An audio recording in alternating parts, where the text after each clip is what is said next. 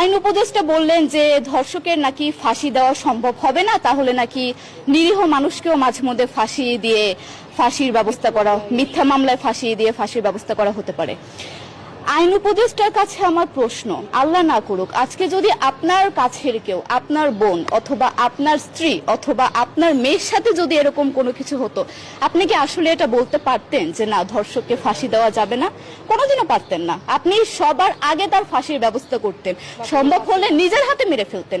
তাহলে আমাদের বেলায় কেন এত বৈষম্য? আমরা কি দোষ করেছি? আমরা কি নারী না?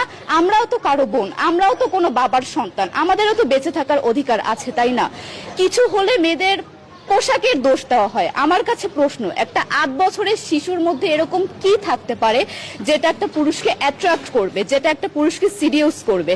সেরকম হলে আসলে ধর্ষণ করা হতো সবসময় প্রাপ্তবয়স্ক মহিলাকে। কিন্তু আমরা আসলে পরিসংখ্যান গবেষণা করলে দেখতে পারি যে ধর্ষক সবচেয়ে বেশি করা হচ্ছে শিশুদেরকে, কিশোরীদের সবচেয়ে বেশি ধর্ষণ করা হচ্ছে। দৃষ্টিভঙ্গি পরিবর্তন করুন, চিন্তা ভাবনা পরিবর্তন করুন, ধর্ষকদের আইনের আওতায় আনুন। যদি আইন উপদেষ্টা অথবা প্রশাসন যদি ধর্ষকদের শাস্তির ব্যবস্থা না করতে পারে, আমাদের হাতে তুলে দেন, আমরা নিজেদের হাতে শাস্তি দিয়ে দিতে পারবো। এই সাহস আমাদের মধ্যে আছে। বেঁচে থাকার জন্য আমাদের যতটা কঠিন হতে হবে, আমরা কঠিন হওয়ার জন্য প্রস্তুত আছি।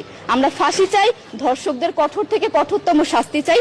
যতদিন না পর্যন্ত ফাঁসি দেওয়া হবে, যতদিন না পর্যন্ত ধর্ষকদের শাস্তির ব্যবস্থা করা হবে, আমরা আমাদের আন্দোলন অব্যাহত রাখবো। দরকার হলে আমরা শিক্ষা প্রতিষ্ঠান বন্ধ করে দিব, তবুও আমরা থামবো না। এটাই আমাদের দাবি।